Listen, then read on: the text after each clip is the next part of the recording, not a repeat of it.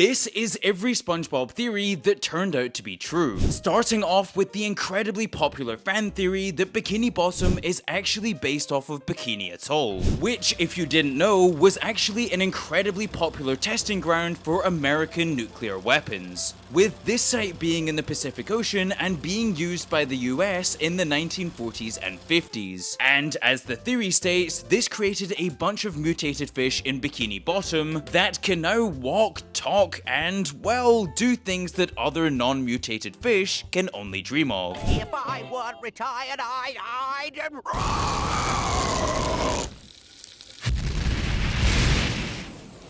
Do that! And evidence to support this theory came initially in 2021, when the episode Who's a Big Boy in the Patrick Star Show features Patrick going back in time to 1940s Bikini Bottom, where there was several signs of nuclear testing, including a sign that literally says nuclear testing area, and even dozens of mannequins that are all prepped for nuclear weapons. No hard feelings. I'll let myself out. I said no hard feelings! I guess you're the head of the house now. Bye. And on top of this, fans of SpongeBob also believe this theory to be true because during the testing of nuclear weapons in the real-life Bikini Atoll, there were many different kinds of chipmunks that were actually kept on many of the Navy ships, which of course would explain the character Sandy, and also why she constantly wears a protective suit.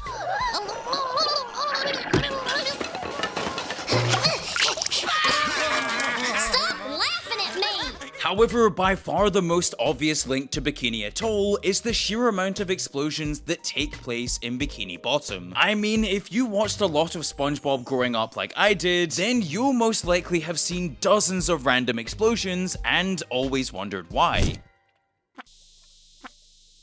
Uh-oh. And after years of speculation, the theory that Bikini Bottom is based off of the Bikini Atoll nuclear testing site was confirmed by all of the SpongeBob team in 2024, when they sat around a panel discussing fan theories and confirmed this one to be true. I always liked the theory that the whole thing was related to the atomic testing in Bikini Atoll. Oh, yeah, shit. And that is true. That is absolutely It is true. And so, moving on, our next SpongeBob theory that turned out to be true revolves around the Krabby Patty secret formula. You see, ever since the inception of SpongeBob in 1999, there have been an insane amount of theories as to what the secret ingredient of a Krabby Patty actually is, with this then spawning countless YouTube videos, Reddit posts, and even entire online wars debating the subject. And throughout all of these posts, a few theories stood out, with the first of these being that the reason we haven't seen Pearl's mother is that Mr. Krabs is actually using her meat to make Krabby Patties. Mother Pearl! And if that isn't a wild enough theory, well, then some people even believe that Mr. Krabs is a complete psychopath who massacres all of the crabs in Bikini Bottom and puts them into his signature buns, with others believing that the secret ingredient is love, pieces of SpongeBob, or, of course, as Mr. Krabs briefly joked about himself, plankton meat. 4 heaping pounds of freshly ground plankton? However, in amongst all of the noise, there was a small group of SpongeBob fanatics that stated that since there was no cows in Bikini Bottom, well, then the Krabby Patty itself would have had to have been made with non-meat-based ingredients. And in a rather funny twist, this theory turned out to be 100% right, as in 2016, the Late Show runner Steven Hillenburg confirmed that the Krabby Patty was actually a vegan burger, and that, funnily enough, he actually hated the unhealthy nature of fast food, which of course fans naturally pointed to when SpongeBob did their infamous Wendy's collaboration, with many fans of the show stating that this went against Hillenburg's wishes. Rev up those fryers, cause I am sure hungry for one Krabby Patty. Oh Oh, brother, this guy stinks! And so, swiftly moving on, our next SpongeBob theory that turned out to be true is about diagnosing SpongeBob. And no, this isn't about him being one of the 7 deadly sins or being mortally depressed, but rather, fans of the show have speculated for many years that SpongeBob might actually be autistic. Wonderful weather we're having. Yes, it is. Okay, see you around. I mean, he's a super rigid person when it comes to maintaining routine, he frequently shows signs of getting sensory overload, and he often takes things that people say too literally, whilst also missing out on social cues and sarcasm. And despite this being a hotly debated subject on SpongeBob forums for years, this theory would finally be confirmed in July of 2024 by none other than the voice of SpongeBob, Tom Kenny himself, who stated in a panel discussion that not only is SpongeBob on the spectrum, but that being autistic is actually SpongeBob's superpower. Is SpongeBob himself autistic? And I said, yes, of course. I said, of course he is. And I said, you know what? That's his superpower. The same way it's your superpower. Absolutely. You know, the same way it's Jenna's superpower. And honestly, when I first saw this, I was completely blown away that the SpongeBob staff revealed this theory. But of course, let me know in the comments below, did you ever suspect that SpongeBob was autistic? And carrying on, our next SpongeBob theory that turned out to be true is the infamous television theory. However, before we get onto that, today's video is sponsored by Mantis Sleep, with the fantastic people over at Mantis Sleep sending me a selection of their brilliant sleep masks, including their Mantis Sleep Mask Pro, their Silk Mask, and even their highly sought after Mantis Sleep Sound Mask, which comes with razor-thin Bluetooth headphones. So after a busy day of playing football, going to the gym, or watching SpongeBob, I can then drift off to sleep accompanied by the soothing sounds of SpongeBob's laugh, or, you know, something more normal. And no matter what your budget is, Mantis Sleep has you covered, as they have a wide range of sleeping masks and cooling eye cups that will suit all budgets. And so, please do yourself a favor and go to Mantis Sleep and use my code Harry for 10% off. And of course, a massive thank you goes to Mantis Sleep for sponsoring this video. Anyways, back to SpongeBob. The television theory was popularized by YouTuber Alex Bale back in 2021, and theorizes that the entirety of Bikini Bottom is a constructed television set, which, much like The Truman Show, has dozens of paid actors, including Mr. Krabs and Sandy, that are strategically placed so that no one finds out that their reality is choreographed. I'm getting one right now, Squidward!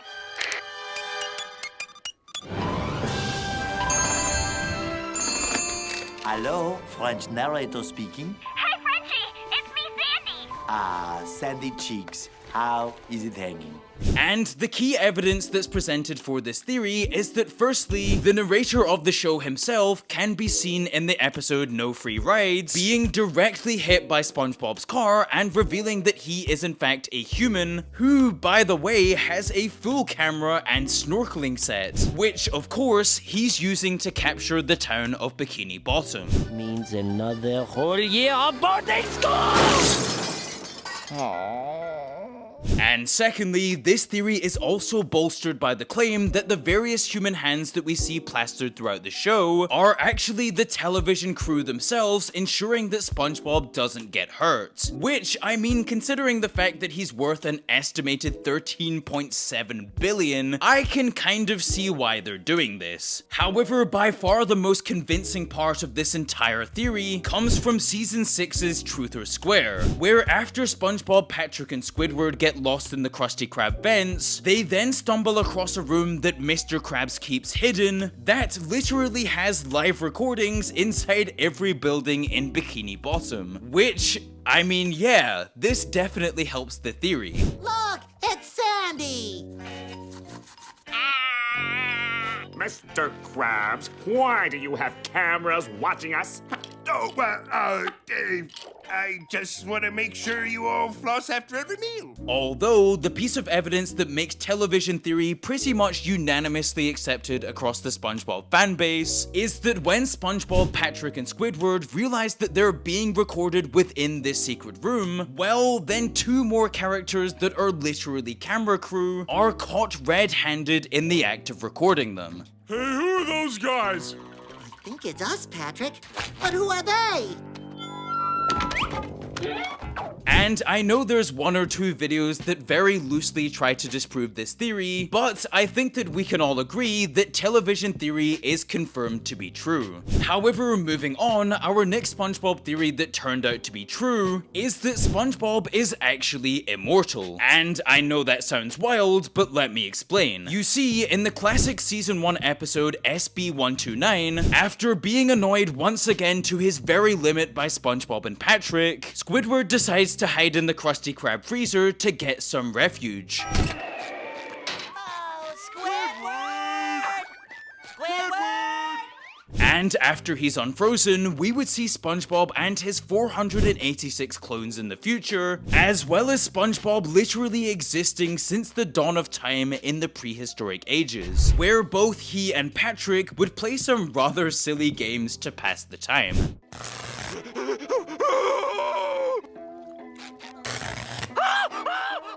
And at this point, you may be thinking, isn't this just another version of SpongeBob? Well, no, as we see Squidward teaching the Neanderthal version of SpongeBob how to jellyfish. And then thousands of years later, SpongeBob thanks Squidward for this invention. Does this mean you want to go jellyfishing?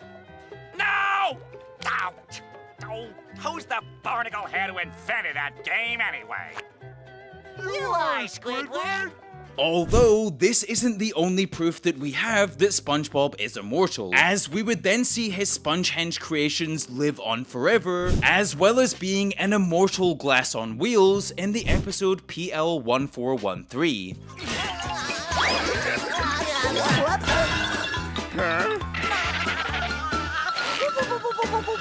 And as mentioned before, with SpongeBob being worth $13.7 billion, well, Nickelodeon and every other company that benefits from SpongeBob are going to make damn sure that SpongeBob never dies. Which, of course, confirms the theory that SpongeBob is immortal. And so, before we get onto our final SpongeBob theory that turned out to be true, here are a few honorable mentions. Starting off with the theory that Patrick is actually hyper-intelligent and is only merely playing dumb. Wait a minute, Squidward. They might be onto something. What? If you could make a big enough burp. We could filter the CO2 through our ballast tanks, refire the engines, and ride the shockwave out of here.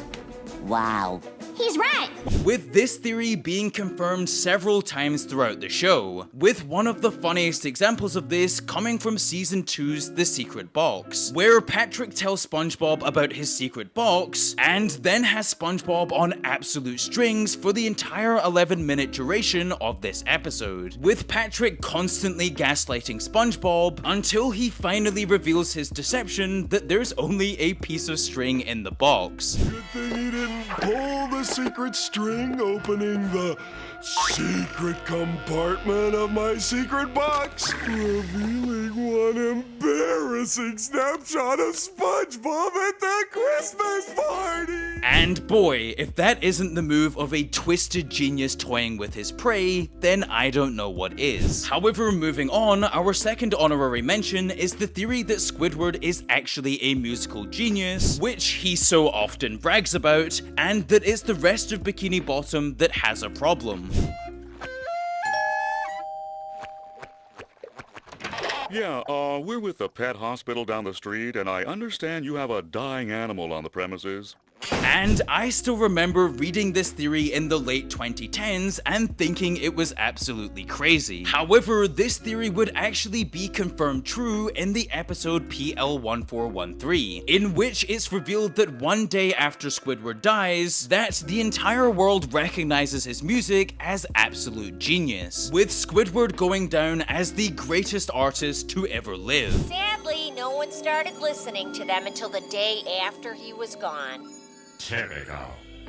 And so, for the moment you've all been waiting for, our final SpongeBob theory that turned out to be true surrounds the controversy of the show's creator Steven Hillenburg and his vision for SpongeBob after he passed away. You see, for many years now, SpongeBob fans have actively criticized the direction that the franchise is going in post Hillenburg's death, with, of course, the example of the Wendy's collaboration that I mentioned before angering fans tremendously. However, this isn't the only point of contention, as many die-hard fans, as well as even former showrunner Paul Tibbett, explicitly stated that the countless spin-offs that SpongeBob has produced go directly against Steven Hillenburg's wishes, although a small minority of fans have stood up for the ever-expanding SpongeBob universe, stating that Hillenburg would have loved to have seen his creation grow, with this theory then being confirmed by longtime SpongeBob creative director Vincent Waller, who clarified things in 2021 by stating that Hillenburg was aware of the spin-offs and that he's sad that Steven never got to see them come to fruition. Although I must say, fans weren't buying this at all. And to this day, most fans of SpongeBob believe that the continual spin-offs ultimately go against the direct wishes of the show's creator. However, let me know in the comments, what do you think? Are all of the prequels and spin-offs justified? Or are they an insult to the legendary creator of SpongeBob, Steven Hillenburg? And so, this is every SpongeBob theory that turned out to be true. Make sure to subscribe and tell me which theory you were most shocked was revealed to be true.